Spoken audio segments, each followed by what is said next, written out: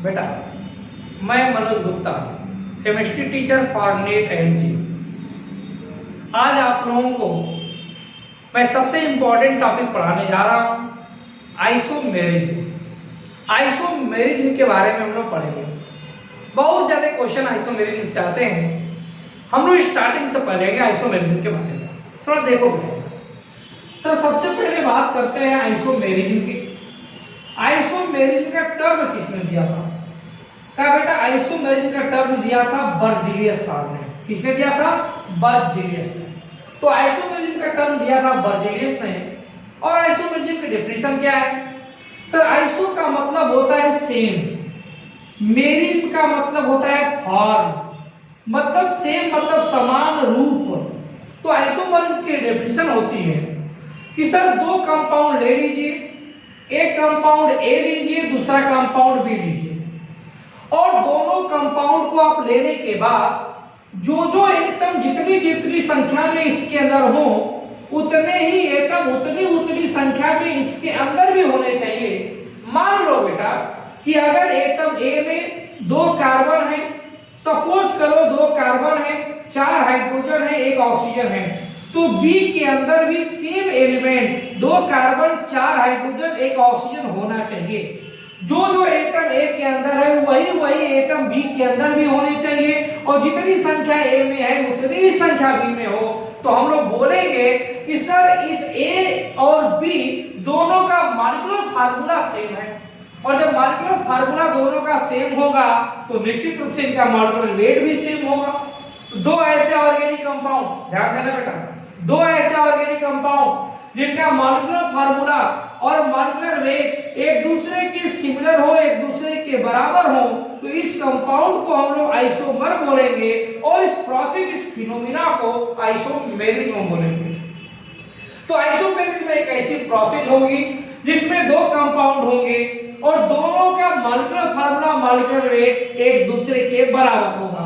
जब एक दूसरे के बराबर होगा तो हम लोग इसको आइसोमर बोलेंगे, और इस प्रोसेस को आइसोमेरिज्म बोलेंगे। अब बात होती है सर आइसोमेरिज्म कितने टाइप के होते हैं?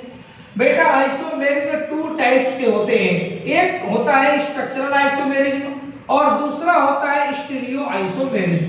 एक क्या बेटा मैं बता रहा हूं, स्ट्रक्चरल आइसोमेरिज्म, दूसरा क्या बता रहा हूं, स्टीरियो आइसोमेरिज्म। स्ट्रक्चरल को हिंदी में संरचनात्मक समवायता बोलते हैं, और स्टीरियो को हिंदी में त्रिविम समवायता बोलते हैं। स्ट्रक्चरल आइसोमेरिज्म के बारे में जरा सुनिए। सर इस आइसोमेरिज्म में 2 कंपाउंड ए और बी की मॉलिक्यूलर फार्मूला, मॉलिक्यूलर वेट तो सेम होगी, मॉलिक्यूलर फार्मूला, मॉलिक्यूलर वेट तो सेम होगी, लेकिन सर इनकी फिजिकल प्रॉपर्टी और इनकी केमिकल प्रॉपर्टी एक दूसरे से डिफरेंट होगी। स्ट्रक्चरल आइसोमेरिज्म में molecular formula, molecular weight same है, तभी उसको आइसोमेरिज्म बोलते हैं, तो बोलेंगे नहीं। लेकिन उसमें फिजिकल और केमिकल प्रॉपर्टी एक दूसरे से अलग अलग होगी। तो जब फिजिकल और केमिकल प्रॉपर्टी अलग होगी, बाकी प्रॉपर्टी सेम होगी, तो उसे आप क्या बोलेंगे? स्ट्रक्चरल। सर तो स्टीरियो क्या होता है? क्या बेटा, स्टीरियो आइसोमेरिज्म में कंपाउंड ए, कंपाउंड बी दोनों के अंदर मॉलिक्यूलर फार्मूला सेम होगा, दोनों के अंदर मॉलिक्यूलर फार्मूला सेम होगा, लेकिन अंतर ये होगा कि बेटा मान लो कोई कंपाउंड में 3 डायमेंशनल पिक्चर बनी हो, एक एक्सिस भी हो, वाई एक्सिस भी हो, जेड एक्सिस भी हो, एक्स वाई जेड 3 प्रकार के एक्सिस पाए जाए। मान लेते हैं कि यहाँ पे एक्स एक्सिस के अलावा OH ग्रुप कोई जुड़ा हो, एक्स एक्सिस से OH ग्रुप जुड़ा है कंपाउंड ए में, और इसी OH ग्रुप की पोजीशन को चेंज कर दिया जाए। OH एक्स हटा के या तो Y पे ला दे, या तो OH को हटा के Z पे ला दे। सर जब कभी भी किसी एटम या ग्रुप की पोजीशन को चेंज कर दिया जाए 3 डायमेंशनल स्पेस में, 3D स्पेस में, तो इसकी पोजीशन चेंज करने के बाद कंपाउंड बी बनेगा, और उस आइसोमेरिज्म को बोलेंगे स्टीरियो आइसोमेरिज्म।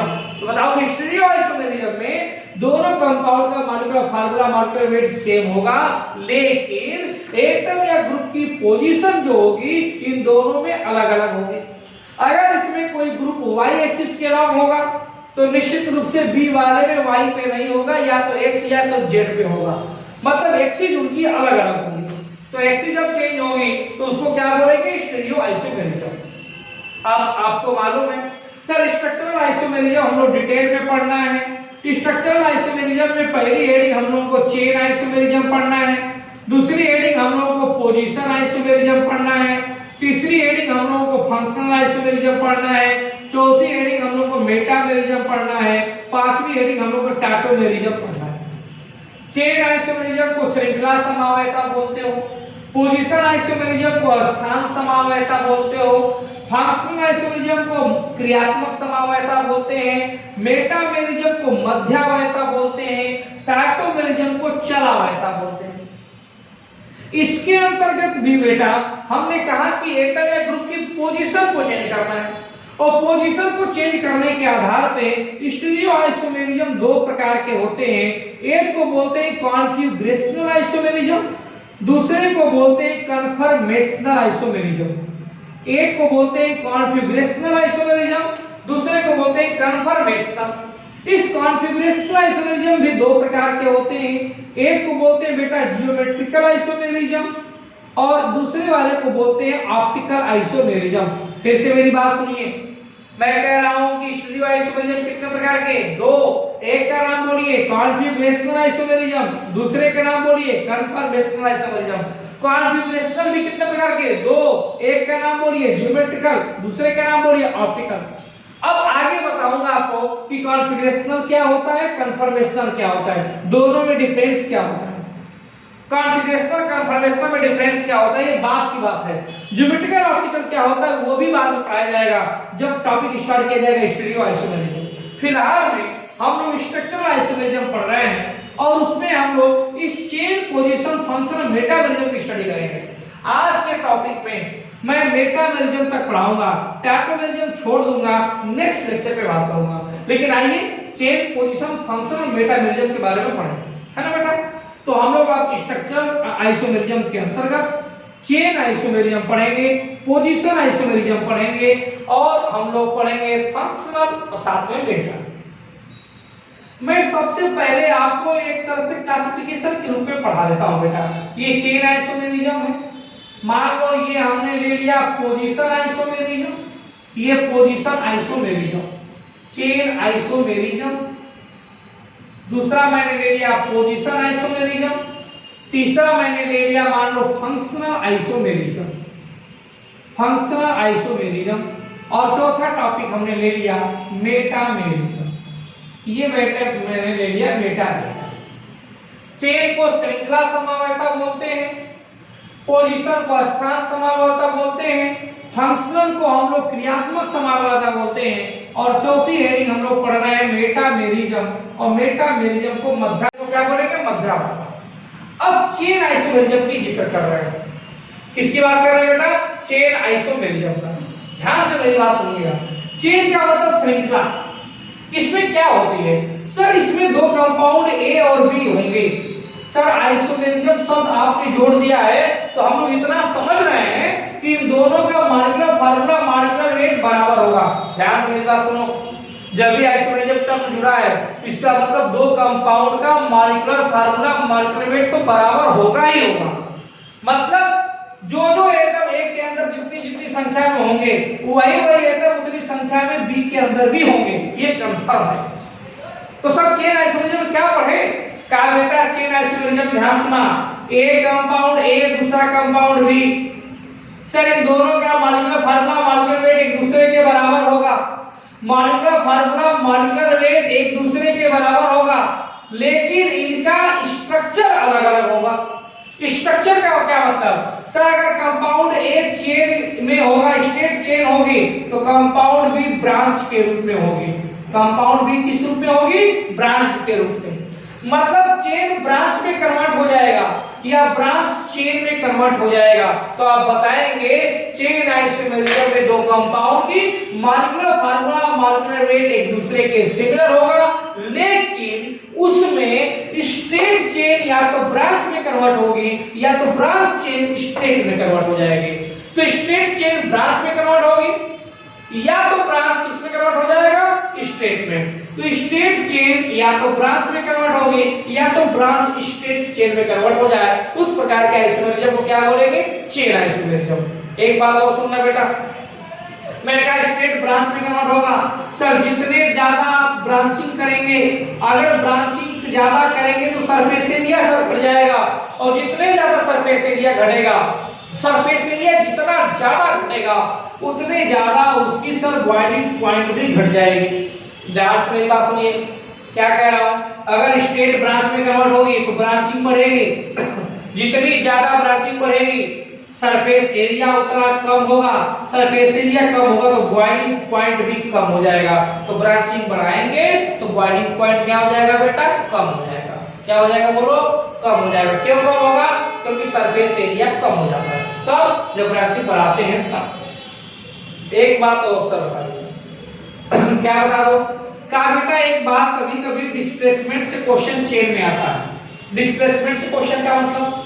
अब ध्यान से मेरी बात देखना, अपने समझ जाना। इस कंपाउंड को देखो बेटा, मैंने ले लिया C5H12, एक एग्जांपल ले लिया मैंने C5H12 का।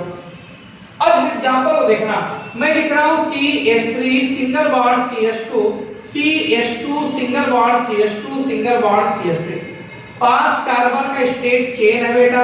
इसका नाम होगा नॉर्मल पेंटेन। नॉर्मल पेंटेन है बेटा। अब अगर मैं ब्रांच कर दूं तो मैं इसको बना सकता हूं CH3 CH single bond CH3 single bond CH2 single bond CH3। ये एक ब्रांचिंग लिया है बेटा, और इस ब्रांचिंग को हम लोग बोलेंगे आइसोपेंटेन। आइसोपेंटेन। आप नॉर्मल पेंटेन में कार्बन हाइड्रोजन की संख्या को काउंट करिए, जितने कार्बन को 1 2 3 4 5 कार्बन है, हाइड्रोजन के चेक करिए, 3 2 5 2 7 2 9 3 12 हाइड्रोजन है, मतलब इसी फार्मूले का ये स्ट्रक्चर है। इसका भी चेक करिए, 1 2 3 4 5 कार्बन, 3 1 4 2 6 3 9 3 12 हाइड्रोजन। तो कार्बन हाइड्रोजन सब दोनों में बराबर है, तो एक दूसरे के आइसोमर हो गए। इसका नाम नॉर्मल पेंटेन है, इसका नाम आइसोपेंटेन है।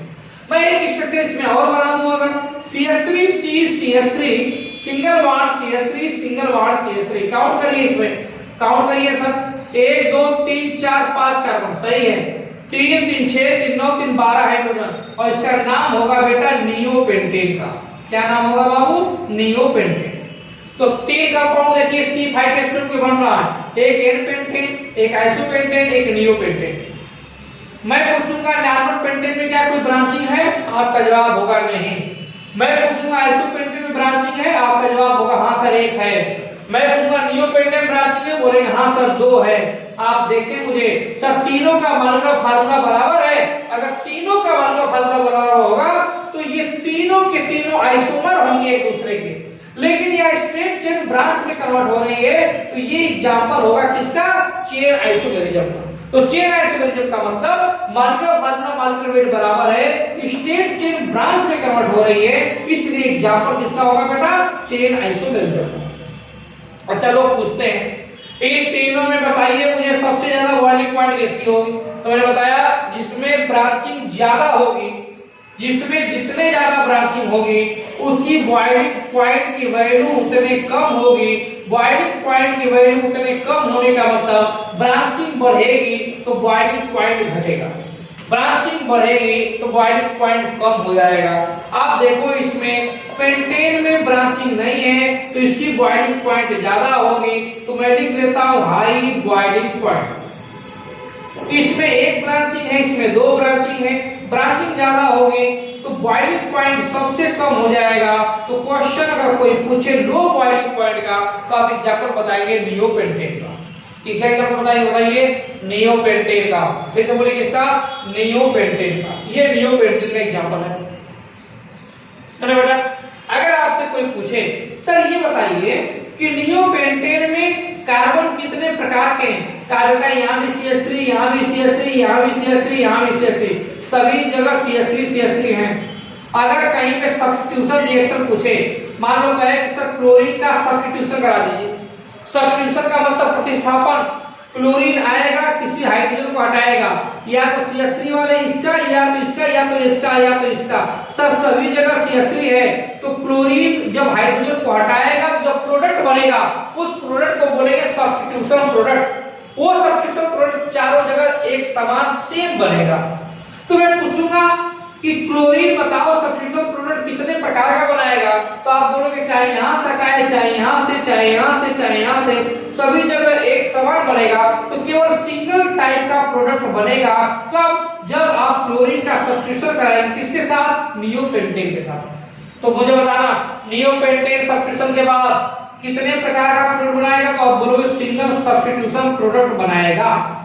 लेकिन सर अगर आइसोपेंटेन पे अगर यही रिएक्शन आप करा देंगे क्लोरीन का, तो आइसोपेंटेन में ध्यान से देखिए, एक हाइड्रोजन CH3 के पास है, एक बार हाइड्रोजन CH2 के पास भी है, और एक CH के पास भी है। तो तीन प्रकार के हाइड्रोजन मौजूद हैं, CH3 वाला, CH2 वाला, CH वाला। तो यहाँ पे क्लोरीन CH3 पे भी जाके रिएक्शन कर सकता है, CH2 पे भी जाके कर सकता है, CH पे भी जाके कर सकता है। तो अगर आइसोपेंटेन से आप रिएक्शन कराएंगे सब्स्टिट्यूशन का, तो तीन प्रकार का प्रोडक्ट बनेंगे, या तो CH3 वाले से, या तो CH2 वाले से, या तो CH वाले से। कितने प्रकार के बनेंगे, तीन। लेकिन सर नॉर्मल पेंटेन पे आप कराएं तो हाइड्रोजन यहाँ पे दो प्रकार के हैं, या तो CH3 वाला है, या तो CH2 वाला। तो यहाँ सब्स्टिट्यूशन प्रोडक्ट भी दो प्रकार का बनेगा, या तो CH3 वाले से बनेगा, या तो CH2 वाले से। तो कोई पूछेगा नॉर्मल पेंटेन में प्रोडक्ट बताओ सब्स्टिट्यूशन कितने प्रकार का बनेगा, तो आप बताओगे दो। पूछेगा कौन कौन सा वाला, कहोगे एक CH3 वाला, एक CH2 वाला।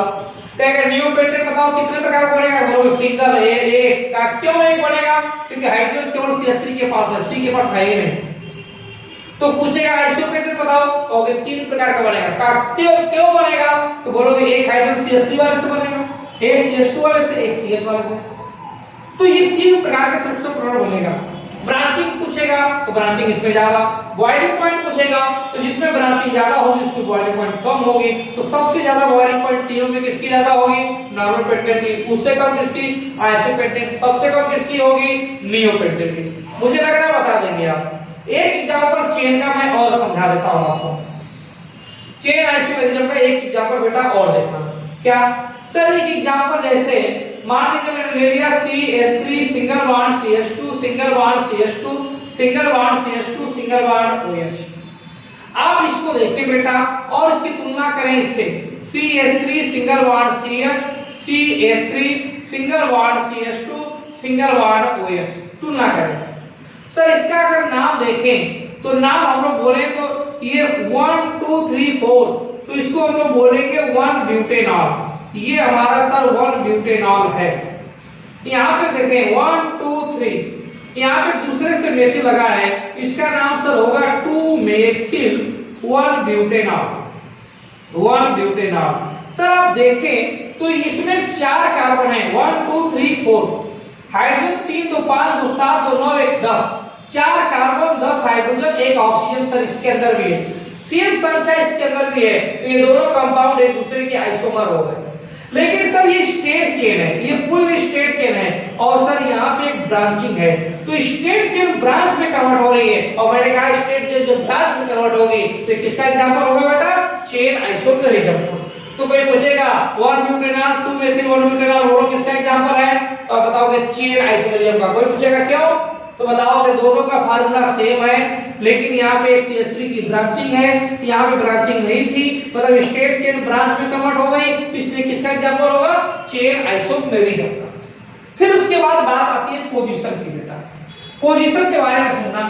कंपाउंड दो ले लो, एक कंपाउंड ए दूसरा कंपाउंड बी, दो कंपाउंड ए कंपाउंड बी। अगर sir compound A compound B मैंने ले लिया, अगर एक कंपाउंड है तो दूसरा बी है, दोनों का मॉलिक्यूलर फार्मूला मॉलिक्यूलर वेट बराबर है, पोजीशन आइसोमेरिज्म है। आइसोमेरिज्म का मतलब होता है कि मॉलिक्यूलर फार्मूला मॉलिक्यूलर वेट बराबर होगा। तो सर अगर मॉलिक्यूलर फार्मूला मॉलिक्यूलर वेट दोनों का बराबर है तो क्या अंतर होगा, क्या बेटा, इस कंपाउंड में पोजीशन वाले में यहाँ पे जो मोनोवैलेंट ग्रुप होंगे जैसे OH जैसे क्लोरीन, समझ रहे हो ना, इन दोनों लोगों की इनकी पोजीशन अलग अलग होगी, या डबल बॉन्ड की या ट्रिपल बॉन्ड की। सर जब कभी भी मोनोवैलेंट फंक्शनल ग्रुप जैसे OH जैसे क्लोरीन या डबल बॉन्ड या ट्रिपल बॉन्ड की पोजीशन को चेंज कर दिया जाए तो उस प्रकार के आइसोमेरिज्म को क्या बोलेंगे? Position isomerism. कोई पूछेगा पोजीशन आइसोमेरिज्म बताओ क्या होता है, तो बताओ कि दो ऐसे कंपाउंड जिनका मॉलिक्यूलर फार्मूला मॉलिक्यूलर वेट एक दूसरे के सेम हो लेकिन उनकी फंक्शनल ग्रुप की पोजीशन एक दूसरे से डिफरेंट हो। किसकी बात कर रहा हूं? फंक्शनल ग्रुप की पोजीशन एक दूसरे से डिफरेंट हो, उस प्रकार का आइसोमेरिज्म को क्या बोलेंगे? पोजीशन आइसोमेरिज्म बोलेंगे बेटा, पोजीशन आइसोमेरिज्म।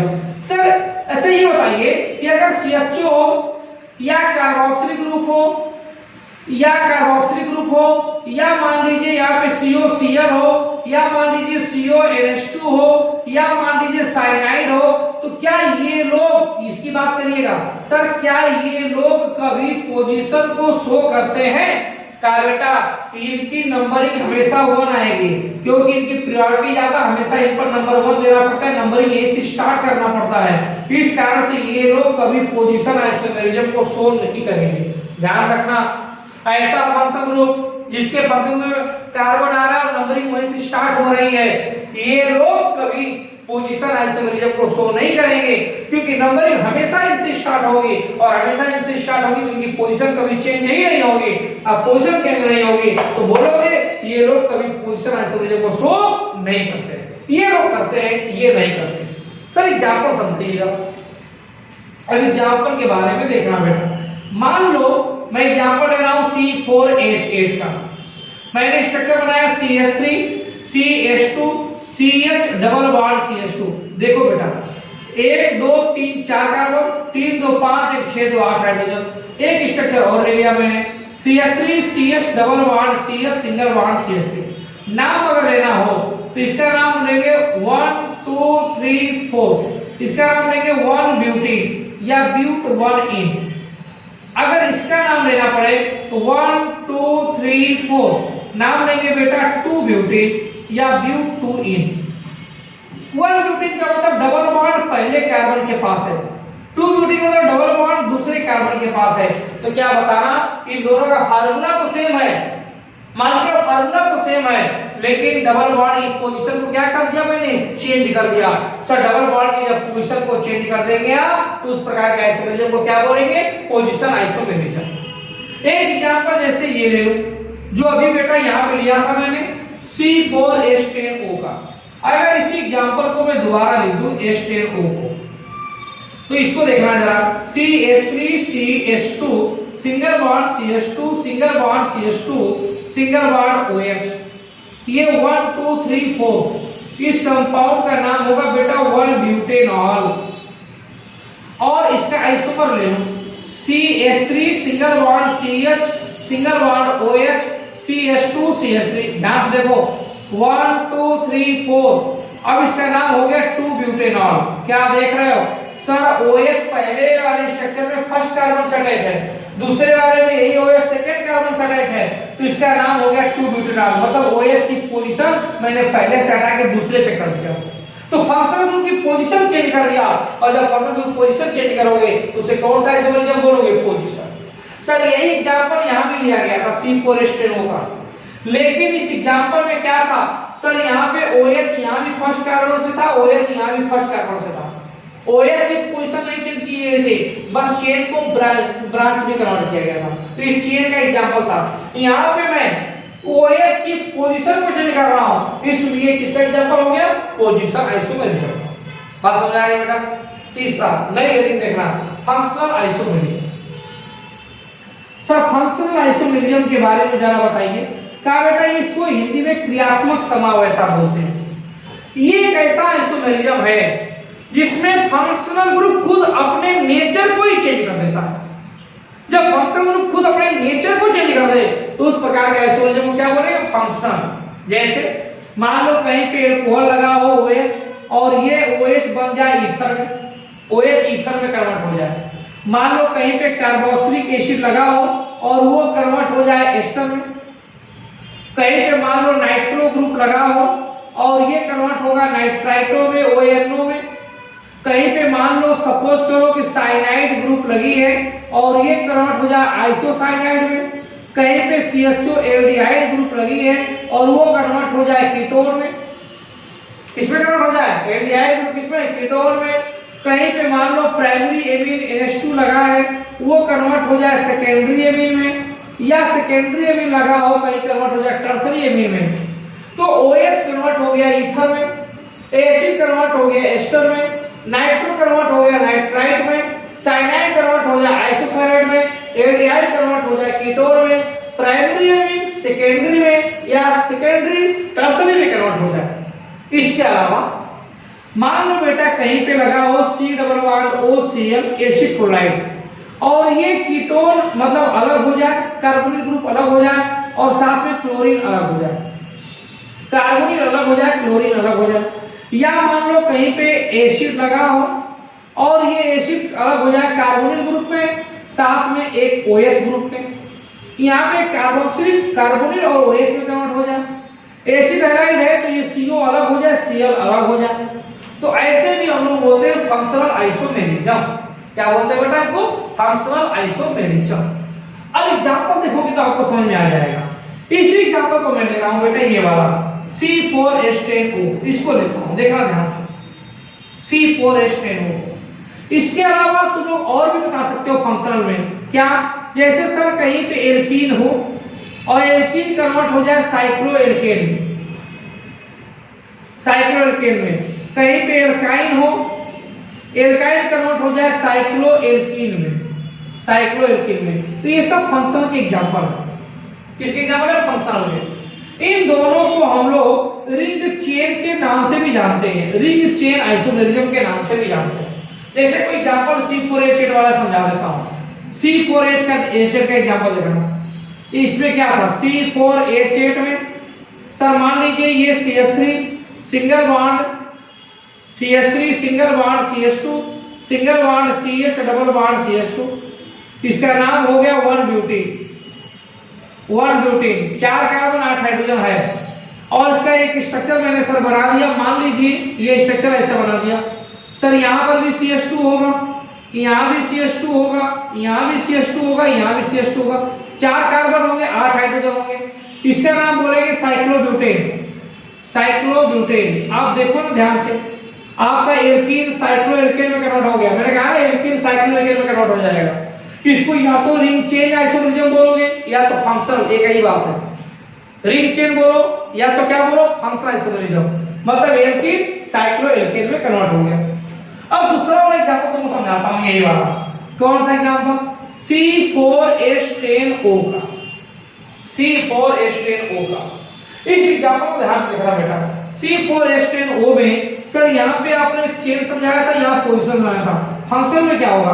क्या बेटा ये ले लो CH3 CH2 CH2 CH2OH, ये एल्कोहल है। मान लो बेटा इसी में CH3 CH2 single bond oxygen single bond CH2 single bond CH3 ले लो, इसका नाम हो जाएगा डाई इथाइल ईथर। ध्यान से देखो, और इसका नाम तो जानते ही हो 1 ब्यूटेनॉल है। आप बेटा एक काम करो, 1 ब्यूटेनॉल में कार्बन काउंट करो, 4 कार्बन है। हाइड्रोजन काउंट करो, 3 2 5 2 7 2 9 1 10 हाइड्रोजन है। ऑक्सीजन काउंट करो, 1 ऑक्सीजन है। डाई इथाइल ईथर में कार्बन काउंट करो, 4 कार्बन है। हाइड्रोजन काउंट करो, 3 2 5 2 7 3 10 हाइड्रोजन है। ऑक्सीजन काउंट करो, 1 ऑक्सीजन है। फार्मूला दोनों का सेम है, लेकिन यहाँ पे OH ग्रुप है एल्कोहल, यहाँ पे ईथर हो गया। तो मैंने कहा जब एल्कोहल ईथर में कन्वर्ट हो जाए तो किस प्रकार का आइसोमेरिज्म होगा? Functional isomerism. दोनों का molecular formula molecular weight same है, लेकिन फंक्शनल ग्रुप खुद अपनी पोजीशन को ही चेंज कर दे रहा है। OH ग्रुप ईथर में कन्वर्ट हो गया, तो इस प्रकार के आइसोमेरिज्म को आप क्या बोलोगे बेटा? Functional isomerism. क्या बोलेंगे? फिर से बोलिए, फंक्शनल आइसोमेरिज्म। जैसे और एग्जांपल देखो, जैसे मैं आपको बोल दूं कि बेटा कोई एसिटिक एसिड ले लो, ध्यान से देखना बेटा। एसिटिक एसिड ले लिया मैंने, और एसिटिक एसिड लिया तो CH3 COOH मैंने यहाँ पे कन्वर्ट कर दिया। सपोज करो यहाँ पे HCO single bond O CH3 में काउंट करो बेटा कार्बन। सर 1 1 2 कार्बन, इसमें भी 1 1 2 कार्बन। हाइड्रोजन को 3 1 4, इसमें भी 1 3 4, 2 ऑक्सीजन 2 ऑक्सीजन। फार्मूला दोनों का सेम है, तो दोनों एक दूसरे के आइसोमर होंगे, लेकिन इसका नाम सर एसिटिक एसिड है और इसका नाम है मेथिल फॉर्मेट। तो ये एस्टर ग्रुप है बेटा और ये एसिड ग्रुप है। तो ये एसिड किसमें कन्वर्ट हो गया? एस्टर में। मैंने कहा एसिड जब एस्टर में कन्वर्ट होगा तो उसको भी आप क्या बोलोगे बताइए, फिर से मुझे बताइए क्या बोलेंगे आप? Functional isomerism. क्या बोलेंगे बेटा? Functional isomerism. ये बात आपको समझ में आ रही है ना? एक एग्जांपल और मैं लेता हूं आपको। जैसे मान लो बेटा मैंने कहीं पे ले लिया CH3 single bond CH2 single bond मैंने ले लिया CH2 CO double bond OH। यहां पे देखो ध्यान से 1 2 3 4 कार्बन लिया, 3 2 5 2 7 1 8 हाइड्रोजन लिया है, 2 ऑक्सीजन लिया। मान लो स्ट्रक्चर में फंक्शनल में चेंज करूं और मैं यहां पे चेंज करके मान लो बना दूं CH2 single bond OH single bond CH2 single bond यहां पे मैंने ले लिया C डबल बॉन्ड O और सिंगल बॉन्ड में लगा दिया CH3। कार्बन काउंट करो सर, 1 2 3 4 कार्बन थे, 1 2 3 4 कार्बन यहां भी है सर। 3 2 5 2 7 1 8 हाइड्रोजन थे। यहां भी देखो 1 2 3 2 5 3 8 हाइड्रोजन है सर। यहां पे 2 ऑक्सीजन थे, यहां भी 2 ऑक्सीजन है सर। ऑक्सीजन कार्बन सब सेम है तो इन दोनों का फार्मूला भी सेम होगा। लेकिन सर यहाँ पे एसिड है, कार्बोक्सिलिक एसिड यहाँ पे सर OH और कीटोन में कन्वर्ट हो गए। देखो ध्यान से, कार्बोक्सिलिक एसिड अगर OH और कीटोन में कन्वर्ट हो जाए, दो अलग अलग में टूट गई, तो ये भी किसका एग्जांपल है बेटा? फंक्शनल आइसोमेरिज्म का एग्जांपल है। किसका एग्जांपल बोलो? फंक्शनल आइसोमेरिज्म का। ढेरों एग्जांपल बोल सकते हैं, सब पे एग्जांपल बन सकते हैं, हर टॉपिक में एग्जांपल बन सकते हैं। अब मेटामेरिज्म की बात कर रहा हूं सर। मेटामेरिज्म कभी भी एल्कीन शो नहीं करता। पहली बात, एल्कीन कभी भी मेटामेरिज्म को शो नहीं करेगा। दूसरी बात क्या सर? जो हमेशा मेटामेरिज्म बाइवैलेंट कंपाउंड जैसे ईथर, जैसे सर एस्टर, जैसे सर सेकेंडरी एमीन, यही लोग हमेशा शो करते हैं क्या? मेटामेरिज्म।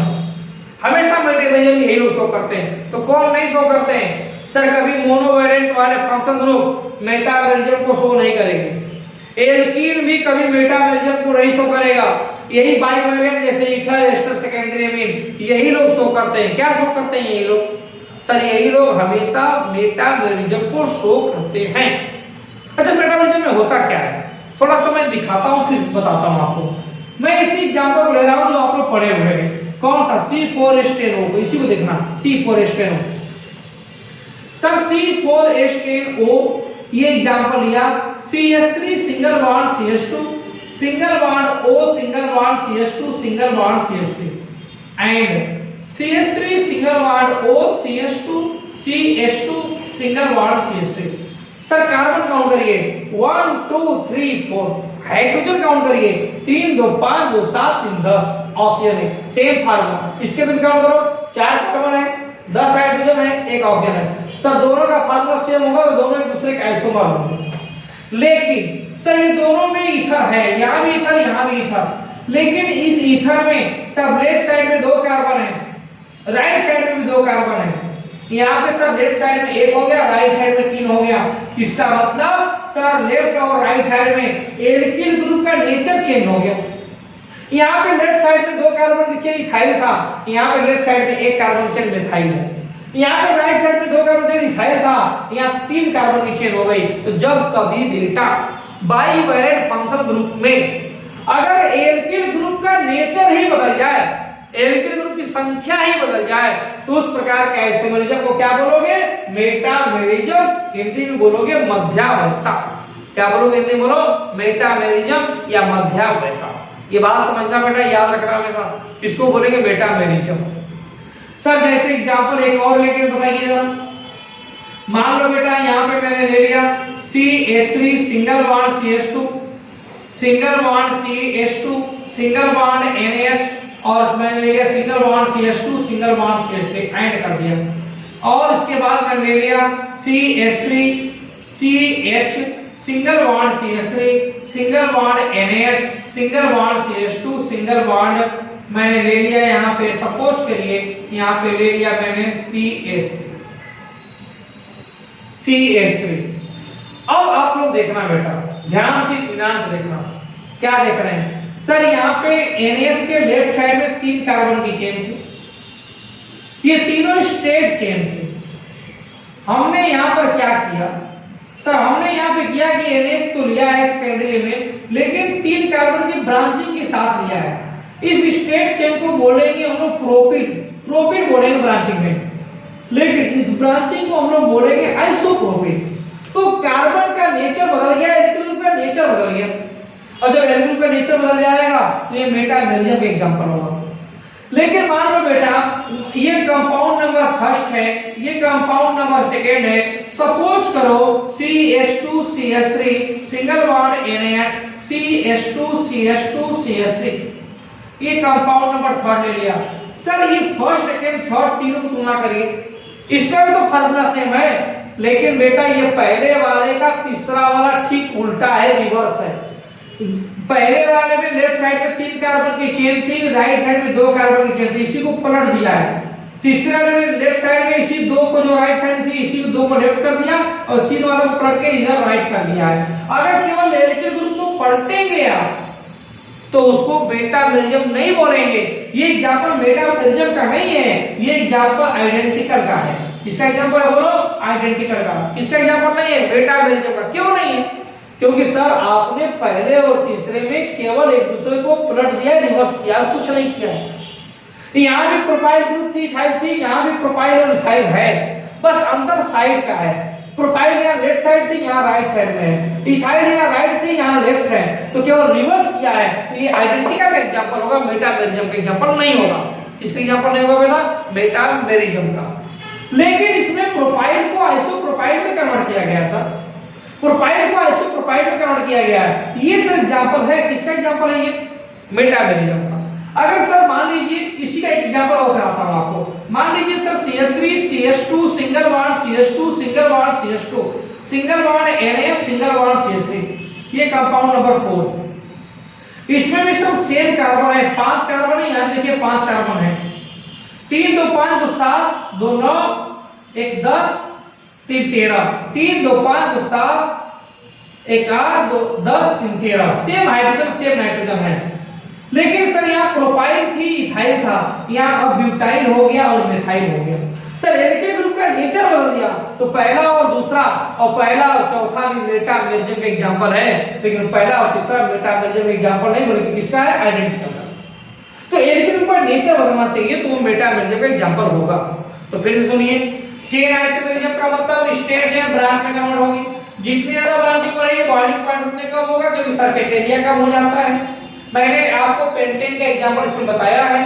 पेंटेन आइसोपेंटेन में, आइसोपेंटेन नियो में बनता है। नियो में बॉइलिंग पॉइंट सबसे कम होगी क्योंकि ब्रांचिंग ज्यादा होगी और वो केवल एक सब्स्टिट्यूशन प्रोडक्ट बनाएगा। फिर मैंने एग्जांपल C4H10O का ले लिया, इसमें 1 ब्यूटेनॉल है और ये हमारा 2 मेथिल 1 ब्यूटेनॉल है। OH की पोजीशन सेम है, लेकिन एक ब्रांचिंग कर दिया, ब्रांचिंग करेंगे तो ये चेन का एग्जांपल है। सेम यही एग्जांपल आपको यहाँ मैंने दिखाया था। यहाँ पे OH की पोजीशन दोनों को फर्स्ट कार्बन से थे, यहाँ OH की पोजीशन मैंने बदल दिया था, फर्स्ट से हटा के सेकंड पे कर दिया। अगर इस OH की पोजीशन को बदल देंगे तो एग्जांपल हो जाएगा पोजीशन आइसोमेरिज्म का। और यही एग्जांपल बेटा मैंने यहाँ भी आपको लिया था और मैंने कहा था इस एग्जांपल में कि बेटा इसमें क्या होगा, ये OH ग्रुप जो है इस OH को ही बदल दो, ईथर में कन्वर्ट कर दो। अगर OH को ईथर में कन्वर्ट कर दोगे तो ये किसका एग्जांपल हो जाएगा? फंक्शनल आइसोमेरिज्म का हो जाएगा। फिर मैंने इस एग्जांपल को यहाँ भी लिया था और मैंने कहा था कि बेटा ये ईथर बनाओ, लेकिन 2 कार्बन जो हैं इसको अगली बार में इधर 1 कार्बन करना, इधर 3 कार्बन कर देना, एल्किल ग्रुप का नेचर बदल देना। तो ये एग्जांपल किसका हो जाएगा? मेटामेरिज्म का। तो मैंने आपको चेन समझा दिया, पोजीशन समझा दिया, फंक्शन समझा दिया, मेटामेरिज्म समझा दिया, सभी समझा दिया। अन्य एग्जांपल भी इसी प्रकार से सबको समझाया जा सकता है, सेट किया जा सकता है ना बेटा? तो अब आपको इस स्ट्रक्चर में टार्टोमेरिज्म पढ़ना है और टार्टोमेरिज्म मैं नेक्स्ट वीडियो में पढ़ाऊंगा कि टार्टोमेरिज्म क्या होता है, कैसे उसकी पहचान करेंगे। फिलहाल में ये टॉपिक बहुत इंपॉर्टेंट था, मुझे उम्मीद है आप लोगों को पूरा समझ में आया होगा। धन्यवाद, नेक्स्ट लेक्चर पे दोबारा मिलेंगे।